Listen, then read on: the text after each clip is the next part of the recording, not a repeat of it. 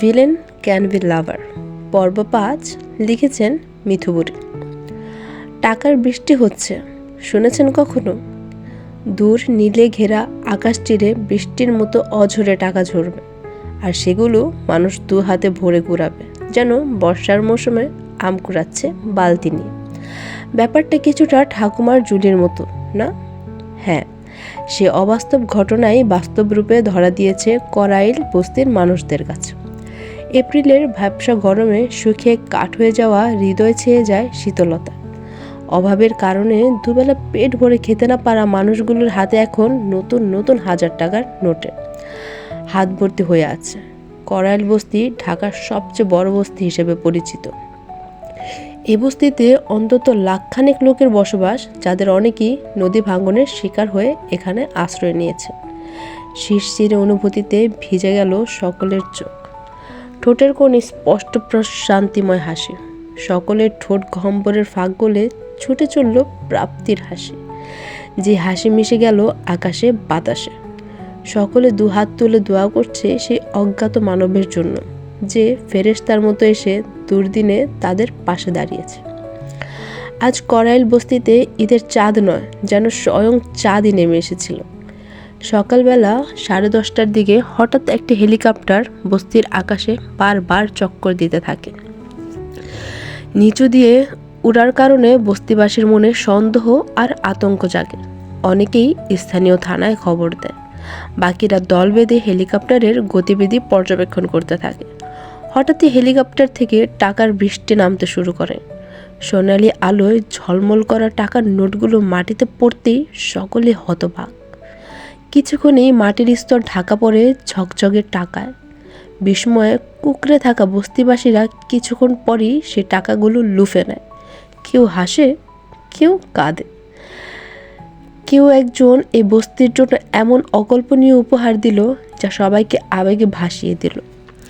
সৃষ্টিকর্তার কাছে সে অজ্ঞাত দাতার জন্য সকলে দুহাত তুলে দোয়া করে। করাইল বস্তির এই বিস্ময়কর ঘটনা মুহূর্তেই ছড়িয়ে পড়ে সারা দেশে, আর সেই নাম না জানা মানুষটা হয়ে ওঠে সকলের চোখে এক নায়ক। প্রতিটা অনলাইন প্ল্যাটফর্ম, নিউজে, পেপারে শুধু এখন এই নিউজটাই চলছে। বন্দুক থেকে বের হওয়া বুলেটের থেকেও তীর্যক বেগে ছড়িয়ে যাচ্ছে নিউজটি। কয়েক সেকেন্ডের কিছু ক্লিপও ভাইরাল হয়েছে, কিন্তু তা থেকেও তেমন সন্দেহভাজন কিছুই পাওয়া যায়নি। উপর থেকে স্মোকিং গ্যাস মারার কারণে হেলিকপ্টার শনাক্ত করা যায়নি। শুধু দেখা গিয়েছে কিভাবে উপর থেকে টাকা পড়ছিল ভুবনে।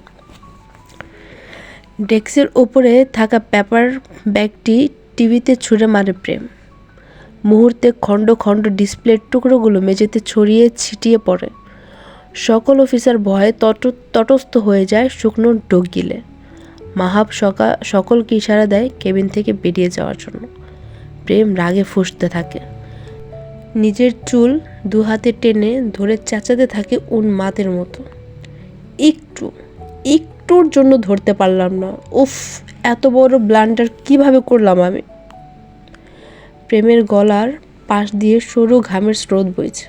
কপালের নীলচে রগগুলো ফুলে ফেপে উঠেছে। মাহাব কিছুটা সাহস সঞ্চয় করে এগিয়ে যায়। প্রেমের অগ্নিস্ফুলিঙ্গের মতো জ্বলজ্বল করে অগ্নি জ্বলতে থাকা চোখ থেকে দৃষ্টি সরিয়ে নতদৃষ্টি নিবিষ্ট করে নিচু গলায় বলল, স্যার, কিডন্যাপার নিশ্চয়ই আবার কল করবে। আমাদের ধৈর্য ধরা দরকার। ট্রেনিংয়ে আমাদের এটাই শেখানো হয়েছে। চিবুক শক্ত করে মাহাবের দিকে তাকালো প্রেম। বুক শুকিয়ে এলো মাহাবের। স্মৃতি স্বরে বলল, সরি স্যার। জিভ বের করো। কোথায় যাবেন স্যার? খেলার শেষ গুটি চালাও, এখনো বাকি যে। রহস্যজনকভাবে সেকেন্ডে প্রেমের চেহারায় লেবাস পরিবর্তন হয়ে যায় মুহূর্তে। মাহাবের কাছে অদ্ভুত লাগলেও ভেতরের কথা ভেতরেই চেপে রেখে বেরিয়ে গেল। প্রেম অষ্টপুটে বাঁকা হাসি ঝুলিয়ে একাই হাসতে লাগলো। কিডন্যাপের কথা অনুযায়ী আনিসুল হক শেওড়াপাড়া স্টেশনের 6 নম্বর প্ল্যাটফর্মে একটা আর্মির ব্যাগে ক্যাশ 50 লাখ টাকা রেখে আসেন, কিন্তু সেই ব্যাপারে আগে থেকেই পুলিশ অবগত ছিল। প্রেম আগের দিন গিয়েই নিজের প্ল্যান সাজিয়ে রেখে এসেছিল। তাদের সব কিছু প্ল্যান মতোই চলছে।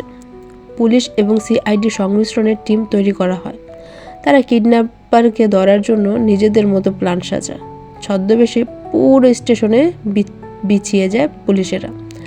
প্রেম টিটি সেজেছিল, আর তার 3 সহকর্মী প্ল্যাটফর্মের আশেপাশে ছদ্মবেশে ছড়িয়েছিল। ঠিক 10টায় একটা ট্রেন এসে থামে শেওড়াপাড়া স্টেশনে।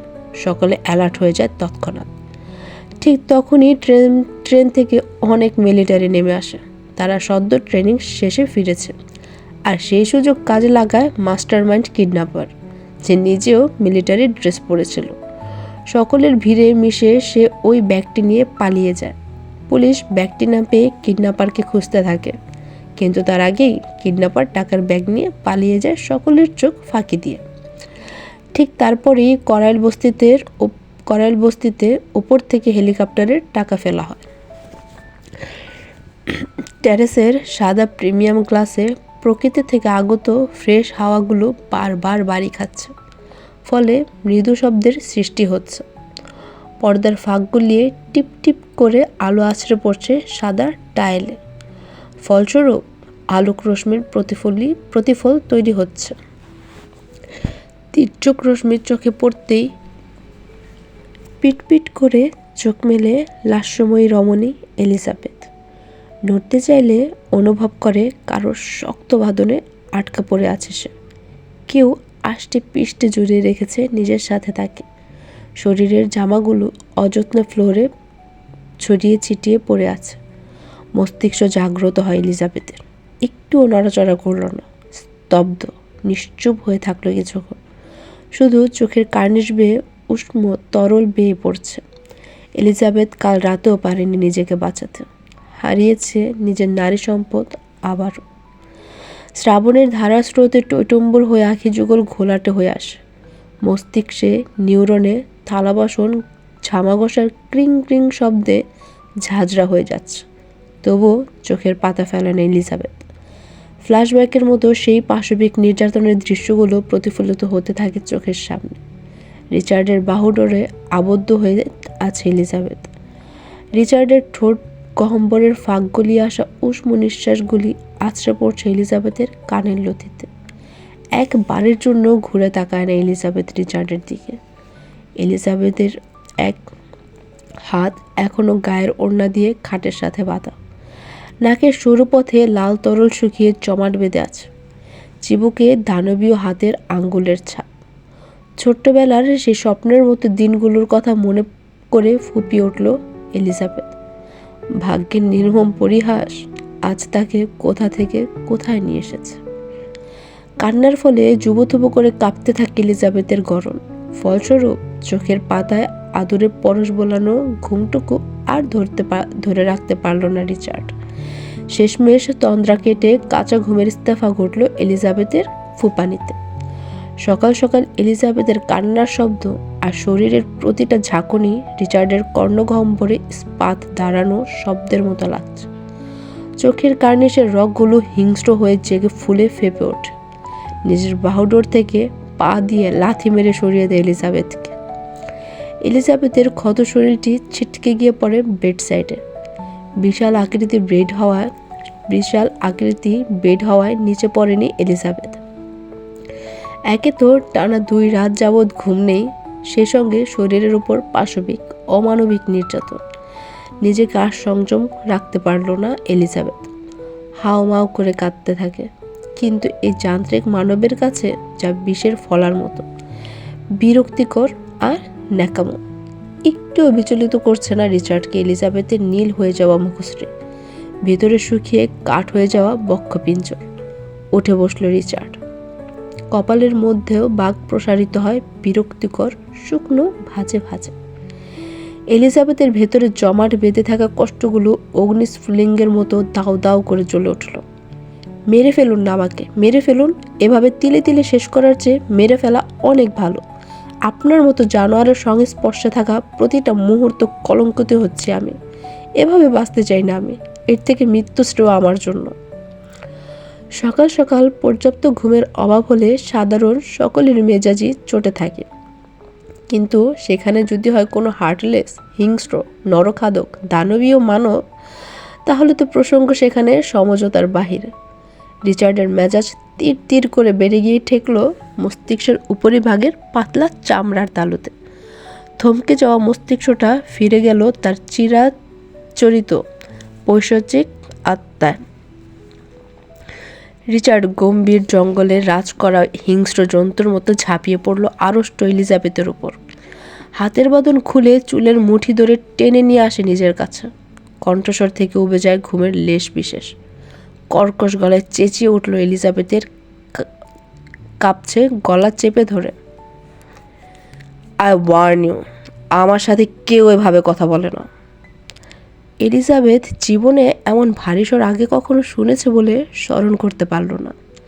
এই কণ্ঠস্বরের নিজস্ব ওজন রয়েছে, যা শুনলেই হৃদয়ে চাপ অনুভূত হয়। রিচার্ডের নীল চোখ হতে অগ্নি বিচ্ছুরিত হচ্ছে। পিশাচের মতো হিংস্র চাহনি এলিজাবেথকে হিমবাহে পরিণত করল। শরীর কাঁপুনি দিয়ে উঠল। কিছু মুহূর্তের জন্য সেই সমুদ্র নীল চোখে আটকে যায় এলিজাবেথ। ঠাহর করে উঠতে পারে না। এত মায়ায় আষ্টে পৃষ্ঠে জড়িয়ে থাকা চোখগুলো কিভাবে অন্যের চোখে পানি দেখেও নিজেকে ধরে রাখতে পারে? কেন অপর প্রান্তের স্রোতের তালে নিজেও ঝাঁপিয়ে পড়ে না? মানুষ রূপের জানোয়ার একটা, বলে রিচার্ডের মুখে থুতু ছুঁড়ে মারল এলিজাবেথ। সেই মুহূর্তে রিচার্ডের চোখে আগুনের এমন শিখা জ্বলে উঠল যেন ঝড়ের আগে আকাশ ছেয়ে থাকা ঘন কালো মেঘপুঞ্জের মধ্যে ঘর্ষণের পর বজ্রপাত ফেটে পড়ছে।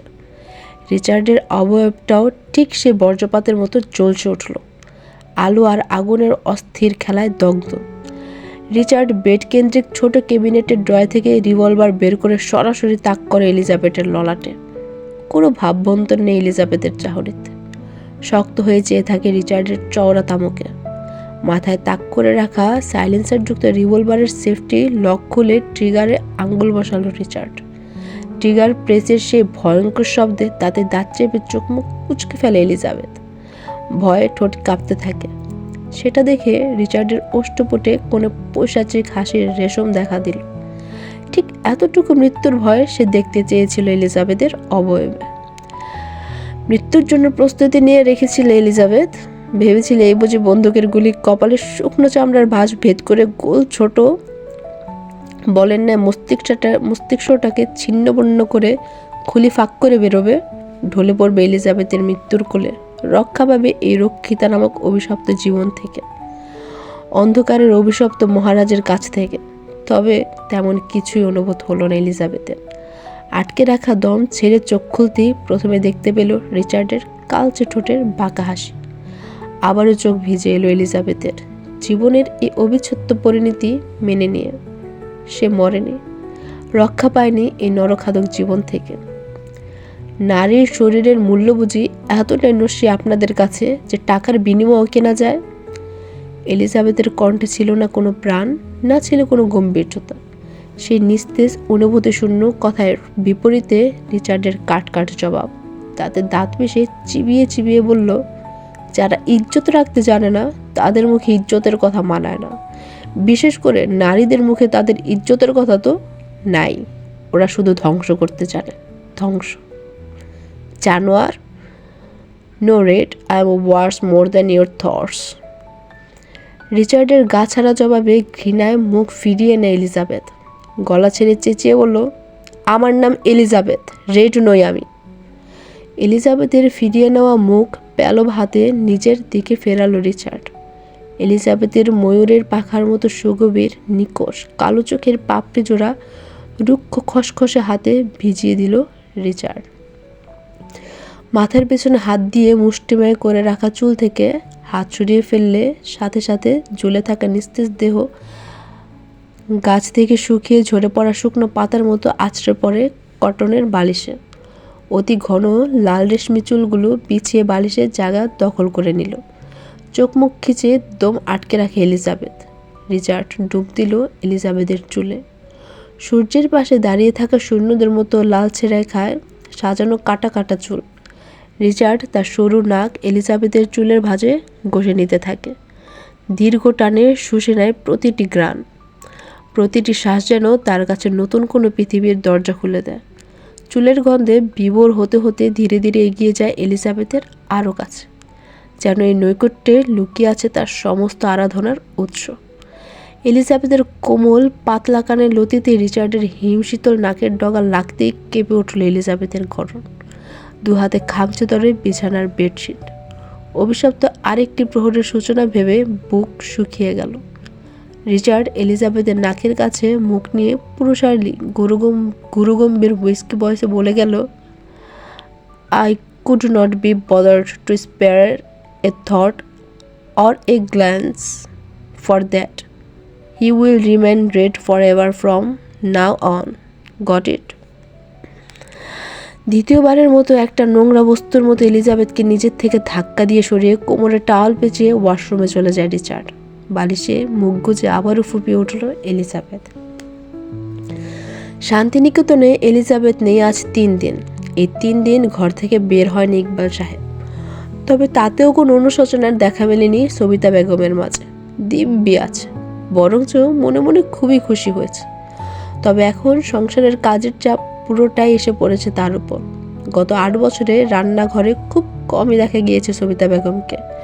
রান্না, ঘর মোছা, থালা বাসন মাজা থেকে শুরু করে সকল কাজ এলিজাবেথকে দিয়েই করাতেন। এখন এলিজাবেথ না থাকায় সকল কিছু নিজেকেই করতে হচ্ছে। ফলস্বরূপ মেজাজ সারাক্ষণ খিটখিটে হয়ে থাকে। স্বামী যে 3 দিন যাবৎ খাচ্ছে না, তাতেও কোনো মাথা ব্যথা দেখা যায়নি মহিলার মধ্যে। তবে দুপুরে রান্না করতে গিয়ে যখন দেখলো লবণ শেষ হয়ে গিয়েছে, তখনই খিটখিটে মেজাজ তিরিক্ষে মেজাজে পরিণত হয়। খুন্তি হাতে রাগে গিজ গিজ করতে করতে রান্নাঘর থেকে বের হয়। ইকবাল সাহেব তখনও খবরের কাগজ ঘেঁটেঘুটে রিচার্ডের ব্যাপারে তথ্য খুঁজছিলেন। গত 3 দিন ধরে এটাই করে যাচ্ছে ভদ্রলোক।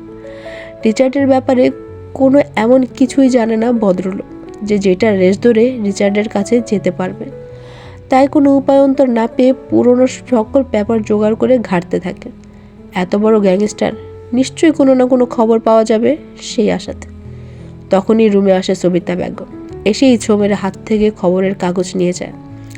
নিজে খাবে না তো খাবে না, এখন কি আমাদেরও না খাইয়ে মারবে? ইকবাল সাহেব বরাবরই খুব নরম মনের মানুষ। সেই সুযোগই কাজে লাগিয়েছিল ইকবাল সাহেবের বাবা ইসমাইল।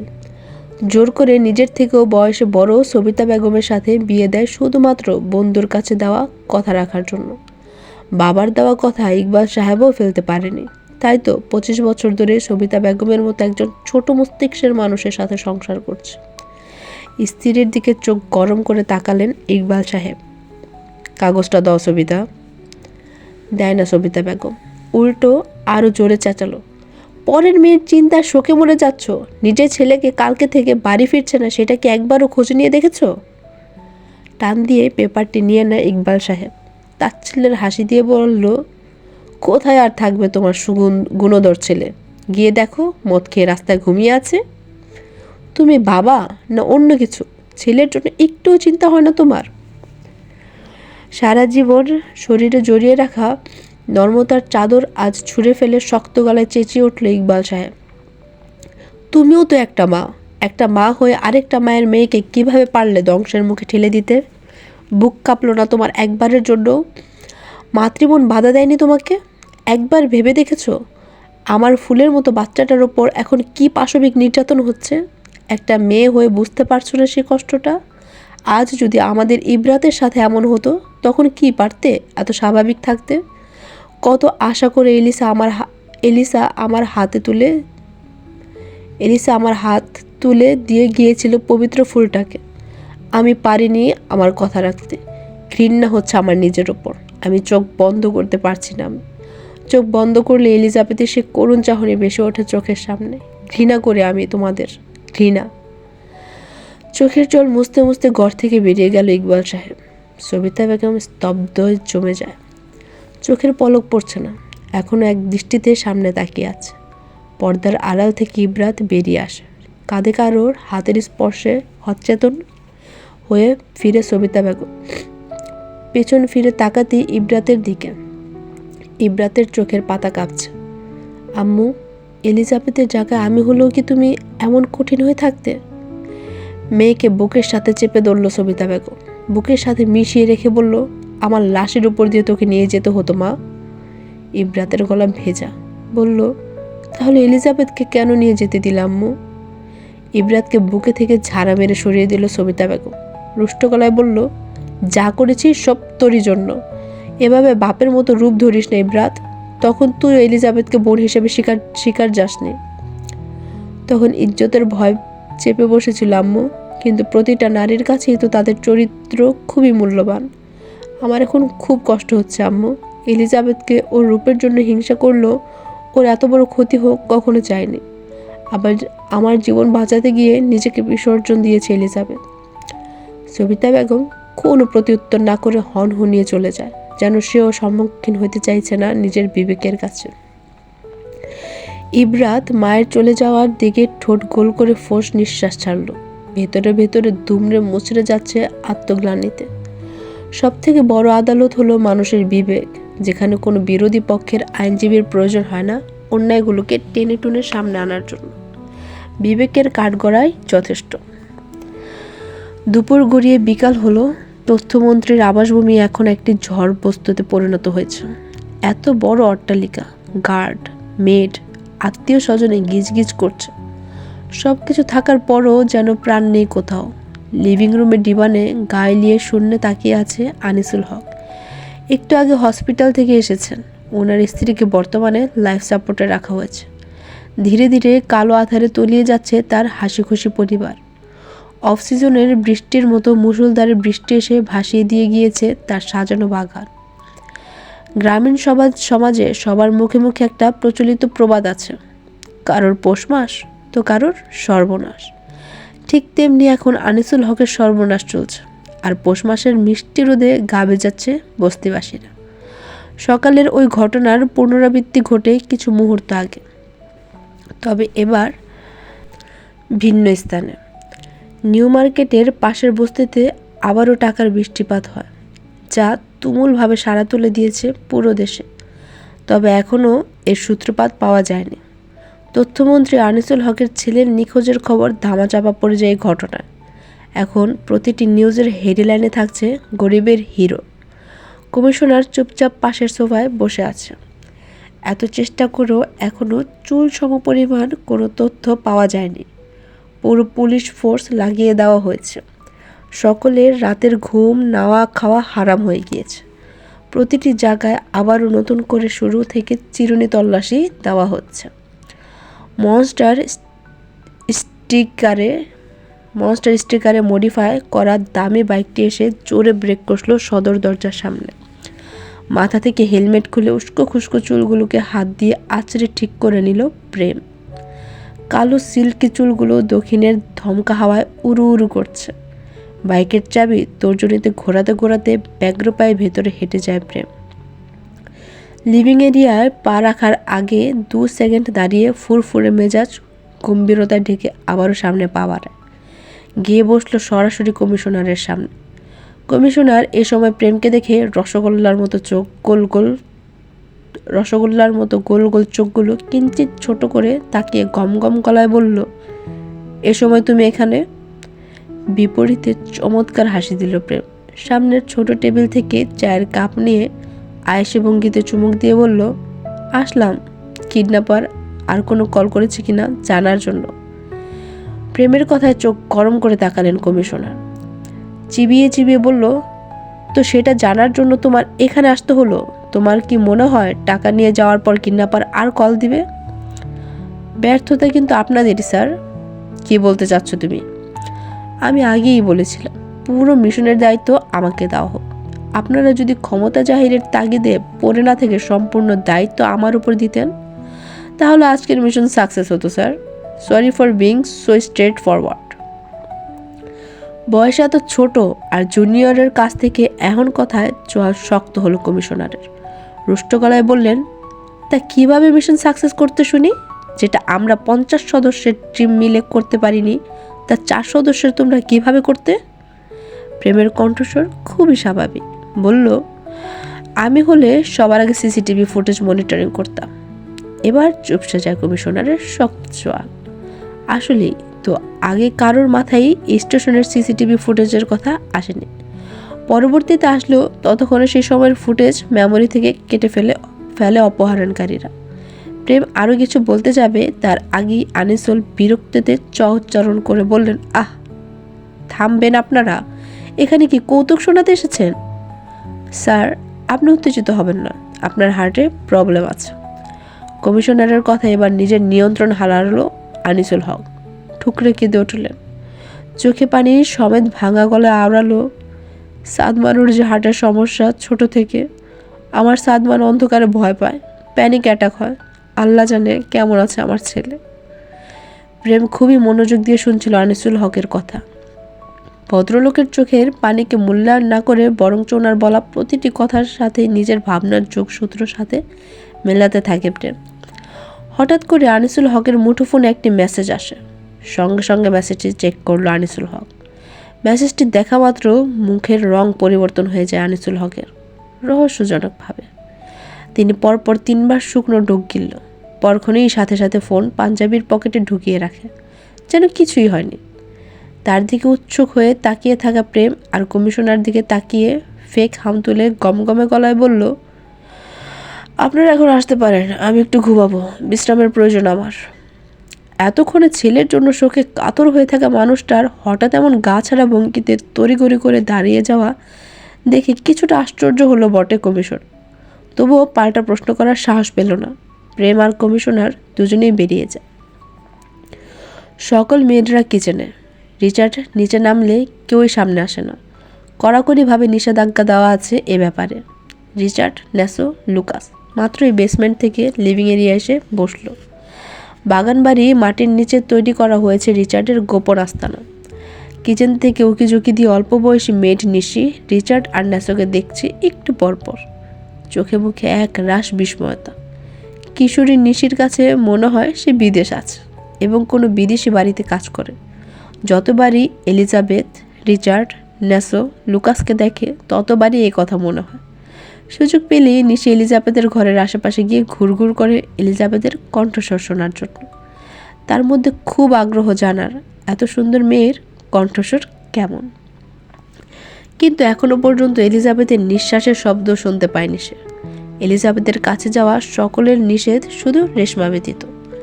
সেদিনের পর রেশমার সাথে আর কথা বলেনি এলিজাবেথ। রিচার্ডকে এ দুদিনে এটা নিয়ে দ্বিতীয়বারের মতো দেখল নিশি। ওর নজর বেশি যায় রিচার্ডের নীল চোখে আর ন্যাসোর অতি ফর্সা মুখে। লুকাসের দিকে তাকালে ভয় করে তার দানব শরীর দেখে, তাই সবসময় লুকাসের দিক হতে দৃষ্টি সরিয়ে রাখে নিশি। রেশমা খেয়াল করে নিশিকে, চোখ রাঙিয়ে দিয়ে তাকিয়ে নিশির দিকে। মরতে চাও? টেবিলের উপর অস্ত্রগুলো দেখেছো? মিয়ে যায় নিশি, চুপসানো গলায় বলে, আমার কি দোষ? এরা কত সুন্দর, আমার শুধু দেখতে ইচ্ছে করে। আমার মনে হয় আমি জান্নাতে আছি। এত সুন্দর মানুষ আমি এর আগে কখনো দেখিনি। রেশমা ডিশ ওয়াশ করতে করতে জবাব দিল, কতগুলো গার্ড যে হাতে কি নিয়ে ঘুরে নিশ্চয়ই দেখেছ। ওরা জাহান্নাম দেখিয়ে দিবে। আমি তো শুধু ওদের 3 জনকেই দেখি, কত সুন্দর আল্লাহ। না না, 2 জন, ম্যাডাম আর স্যার। ওটারে সাদা বিদেশি বিলাইয়ের মতো লাগে। আমাদের স্যার কি সুন্দর, কত লম্বা, উফ, একদম হিরোদের মতো। লজ্জা পাওয়া ভঙ্গিতে মুখ ঢেকে ফেলে নিশি। চোখে মুখে খুশি উপচে পড়ছে। তপ্ত শ্বাস ফেলে রেশমা। কাজ করতে করতে মনে মনে আওড়ালো, সব সৌন্দর্য হয় না, কিছু সৌন্দর্য অভিশাপ। যেমন আগুনের শিখা, যা একদিক আলো দেয়, অন্যদিকে সব কিছু পুড়িয়ে ছাই করে। সৌন্দর্যের মুখোশের আড়ালে কখনো লুকিয়ে থাকে বিষাক্ত বিষাদ, যা ছুলেই জীবন হয়ে ওঠে অন্ধকারের গভীর এক অতল। অ্যাস্ট্রেসে ভর্তি হয়ে যাওয়া সিগারেটের অবহেলিত ডগার অংশ। সিগারেটের বিষাক্ত ধোঁয়ায় লিভিং এরিয়া স্পেস মত্ত। কোনো সাধারণ মানুষ এখানে থাকলে মুহূর্তেই তার দম আটকে যাবে। টেবিলের উপর সারি সারি করে সাজানো মদের বোতল। পোলমস রেকটিফিকুয়ানি ভোডকা বিশ্বের সবচেয়ে শক্তিশালী মদ। এটি সংশোধন করা পলিশ স্পিরিট, যা সাধারণত হোম ডিস্টিলাররা তাদের নিজস্ব স্বাদযুক্ত ভোডকা তৈরি করতে ব্যবহার করে। এটি সরাসরি পান করা যায়, তবে যেহেতু এটি কার্যত বিশুদ্ধ অ্যালকোহল, এটিতে একটি শক্তিশালী কিক রয়েছে, তাই এটি সাধারণত সুপারিশ করা হয় না পানি ছাড়া খাওয়ার জন্য। কিন্তু রিচার্ড, ন্যাসো, লুকাস অবিলম্বে খেয়ে যাচ্ছে পানি ছাড়াই। রিচার্ডের হাতে হুইস্কির গ্লাস, বৃদ্ধা আঙ্গুল তর্জনী আর মধ্যম দিয়ে চেপে একটু পরপর কালচে ঠোঁটের ফাঁক দিয়ে টেনে নিচ্ছে ভেতরে বিষাক্ত পদার্থ। সেই সাথে তাদের পরবর্তী কিলিং মিশন নিয়ে আলোচনা করছে ন্যাসো। আর লুকাসের হাতে মার্টিনের গ্লাস, গ্লাসের সরু নলের মতো অংশে দু আঙ্গুলের ভেতর চেপে ধরে নাড়িয়ে নাড়িয়ে খাচ্ছে আর রিচার্ডের দেওয়া দিক নির্দেশনাগুলো মনোযোগ দিয়ে শুনে যাচ্ছে। টেবিলের ওপর রাখা বিভিন্ন ধরনের মেশিন গান, মাফিয়া ও গ্যাংস্টার সমাজে প্রচলিত 34টি বিশেষ শটগান এবং তৎকালীন টমি গান রয়েছে, যা তারা তাদের মিশনে ব্যবহার করে থাকে। আল ক্যাপোনের 1911 বন্দুকটি দেখতে টমি গানের মতো হলেও এটি সত্যিকারের দক্ষ শুটারদের ফার্স্ট চয়েস। এটি সুইটহার্ট M1911 নিলামে $1 মিলিয়ন বেশি দামে বিক্রি হয় প্রতিটি ব্যক্তির জন্য, যার মূল্য 18 বিলিয়ন হয়। ম্যাকগার্নাররা এটা ব্যবহার করত তাদের মিশনে। টেবিল থেকে এই গানটি নিয়ে কোটের ভেতরে পকেটে রাখল রিচার্ড। টমি গান ছিল জ্যাক এম গার্নের পছন্দের অস্ত্র ছিল। পশ্চিমের বাফলো বিল সেন্টার প্রতিদ্বন্দ্বী গ্যাংস্টারের কাছ থেকে রাস্তার ওপারে খোলা জানালা থেকে হাইমি ওয়েসকে হত্যা করতে তিনি তার প্রিয় থমসপন ব্যবহার করেছিলেন। ম্যাকগার্ন পরে একজন প্রো গলফার হয়ে ওঠেন এবং সে অনুযায়ী একজন থমসম্যান তার ক্যাডির মতে সব সময় তার গলফ ব্যাগে থাকতেন। একসাথে 200 গুলি একসাথে লোড করা যায় এই গানে। এই গানগুলো রিচার্ড রাশিয়া থেকে আনিয়েছে। টেবিলের ওপর থেকে বেছে ড্রাগ মোশনের টমি গানটি নিয়ে নেয় ন্যাসো, লুকাস। নিজেদের পছন্দের গানগুলো বেছে নিয়ে উঠে দাঁড়ায় তিনজন একসাথে। ন্যাসো, লুকাস গানের সেফটি লক খুলে ট্রিগারে আঙ্গুল ঘুরিয়ে গানকে চেক দিতে দিতে উঠে দাঁড়ায়। হঠাৎ রিচার্ডের জলদ গম্ভীর গলায় ধমক শুনে চমকে চোখ তুলে সামনে তাকায়। Stop red! এলিজাবেথের রুমের দরজা বাইরে থেকে লক করে রাখা হতো সবসময়, তবে আজ হয়তো অসাবধানতায় লক করতে ভুলে গিয়েছিল মেয়েট। সেই সুযোগে বেরিয়ে আসে এলিজাবেথ। রিচার্ডকে নিজে দেখতে পেয়েও দম নিয়ে সাহস সঞ্চার করে গুটিয়ে গুটিয়ে সিঁড়ি ভেঙে নিচে নামে। আজ এই সুযোগ পালাতে না পারলে আর কখনো এখান থেকে এলিজাবেথ বের হতে পারবে না। তো এলিজাবেথ এই দুদিনে বুঝে গিয়েছে। রিচার্ডের কথা বলার সুযোগ কাজে লাগিয়ে নগ্ন পায়ে ভয় সংকীর্ণতায় গুটিয়ে সদর দরজার দিকে এগিয়ে যাচ্ছিল এলিজাবেথ। তবে হঠাৎই পেছন থেকে রিচার্ডের এখন ভারেক্কি স্বরে বুক শুকিয়ে যায়। তবুও পিছন না ফিরে আহত শরীরে দৌড়ে ছুটে যায় সামনে। লম্বা লম্বা পা ফেলে 4 কদম এলিজাবেথকে ধরে ফেলল রিচার্ড। হাত মোচড়ে পেছনে নিয়ে পিঠের সাথে চেপে ধরে রিচার্ড। ব্যথায় নীলচে আভা দেখা দেয় এলিজাবেথের অবয়বে। গালের পানি শুকিয়ে দাগ হয়ে যাওয়া পথ ধরে আবার স্রোত বইল। রিচার্ড দাঁতে দাঁত চেপে রুক্ষ কর্কশ গলা অনর্থক হাসি হেসে চাপা সরে বলল, এত সহজ। আজ চুপ থাকলো না এলিজাবেথ। সহসায় দুর্বাদ্য দুর্বল গলায় চেঁচিয়ে উঠল। মেয়েরা কিচেন জোনের আড়াল থেকে লুকিয়ে লুকিয়ে দেখছে। রেশমা অসহায় চোখে তাকিয়ে আছে এলিজাবেথের দিকে। যেতে দিন আমাকে। কোথায় যাবি? আদৌ তো যাওয়ার জায়গা আছে কি? 2 রাত অন্য পুরুষের সাথে থাকার পরও জায়গা দিবে তোর চাচি? চোখে পানি সমেত হাসল এলিজাবেথ। এটাও তার জীবনের এক চরম সত্য। তার যাওয়ার জায়গা নেই। একটা যাও ছিল সেখান থেকে আর ভাবতে পারল না এলিজাবেথ। অদ্ভুতভাবে চোখ বন্ধ করে একা একা হাসতে থাকলো এলিজাবেথ। সকলে ভরকে যায় এই অবস্থায় এলিজাবেথের হাসি দেখে। একদম শান্ত হয়ে গেল এলিজাবেথ। ছোটার জন্য আর একটুও মোচড়ামুচড়ি করল না। রিচার্ড ঠোঁট কামড়ে ব্রু গুছিয়ে এলিজাবেথের ভাববন্তর বোঝার চেষ্টা করল। হাত ছেড়ে দেয় এলিজাবেথের। ভেতরে ভেতরে মরে যাওয়া নিস্তেজ দেহ নিয়ে সিঁড়ির দিকে পা বাড়ায় এলিজাবেথ নিঃশব্দে। হঠাৎ গুলির শব্দে কেঁপে উঠল সকল মেয়েরা। এলিজাবেথ 2 হাতে কান চেপে নিচে বসে পড়ল। পরপর আরও 3টি গুলির শব্দ শোনা হলো। বাইরে থেকে অস্ত্র হাতে গার্ডরা দৌড়ে ভিতরে আসলো। ন্যাসো চোখের ইশারায় পাঠিয়ে দেয় তাদের। রিচার্ড ট্রিগারের ভেতর তর্জনী দিয়ে গানটাকে কয়েক পাক ঘুরিয়ে আবার পকেটে রেখে দিল। এলিজাবেথ মাথা তুলে ভয় কাতর চোখে তাকালো রিচার্ডের শক্ত চিবুকে। রিচার্ডের ঠোঁট বাঁকিয়ে হাসলো, হেসে বলল, দ্যাটস ইউর পানিশমেন্ট বেবি। জীবনে অনেক কঠিন সময় পার করেছে এলিজাবেথ এইটুকু বয়সে, তবে এই মুহূর্তে তার সামনে দাঁড়িয়ে থাকা মানুষটার মতো এত কঠিন হৃদয়ের মানুষ হয়তো এলিজাবেথ আর কখনো দেখেনি, আর দেখাও হবে না হয়তো। ফোঁস নিঃশ্বাস ছেড়ে সহসা উঠে দাঁড়ালো এলিজাবেথ। সকল মেয়েদের চোখ বড় বড় হয়ে যায়। সিঁড়ির সামনে ঝাড়বাতির ভাঙা টুকরো টুকরো কাচ বিছিয়ে আছে। ন্যাসোর মুখভঙ্গি স্বাভাবিক। লুকাসের কিছুটা খারাপ লাগছে এলিজাবেথের জন্য। সেদিনের ব্যবহারে একদিনই লুকাসের মনে জায়গা করে নিয়েছে এলিজাবেথ। অধৈর্য হয় রিচার্ড। ঘুমট পরিবেশ কেঁপে ওঠে রিচার্ডের হুঙ্কারে। I am losing my patience and you are not ready for that to happen it. I think you are still getting flashbacks of last night, right? নেসো এবার থতমত খেয়ে চোখ ঘুরিয়ে নিল রিচার্ডের দিক থেকে। লুকাস ইংলিশে দুর্বল, তাই রিচার্ডের কথার মানে বুঝতে পারল না। এলিজাবেথের কান থেকে গরম ধোঁয়া বের হতে থাকে। চোখের কার্নিশ গলিয়ে আবারও অবাধ্য জল আসতে থাকে। লজ্জায় এদিক সেদিক তাকালো, দেখতে পেল মেয়েটা উকি দিয়ে তার দিকেই তাকিয়ে আছে। বুক চিরে আসে এলিজাবেথের। ঠোঁট কামড়ে সহসাই কদম রাখলো কাচের ওপর। পা রাখতেই নরম পাতলা তুলতুলে চামড়া ভেদ করে গিয়ে হাড্ডিতে বিঁধে গেল কাচের টুকরো। চোখ মুখ খিচে আরেক কদম রাখে রক্ত ভিজে লাল হয়ে যাওয়া কাচের ওপর। গলগলিয়ে রক্ত বের হতে থাকে পায়ের পর্দা ছিঁড়ে ছিঁড়ে। মনের ব্যথাগুলোর কাছে শরীরের ব্যথা নস্যি মনে হচ্ছে এলিজাবেথের কাছে। মেয়েদের চোখের পাতা ভিজে এলো। হিংস্র জন্তুর মতো মানুষকে খুবলে খাওয়া লুকাসের খারাপ লাগতে শুরু করলো। পরবর্তী কদম দেওয়ার জন্য পা তুলতে গেলে মাংসের সাথে কাজ বেজে আসে।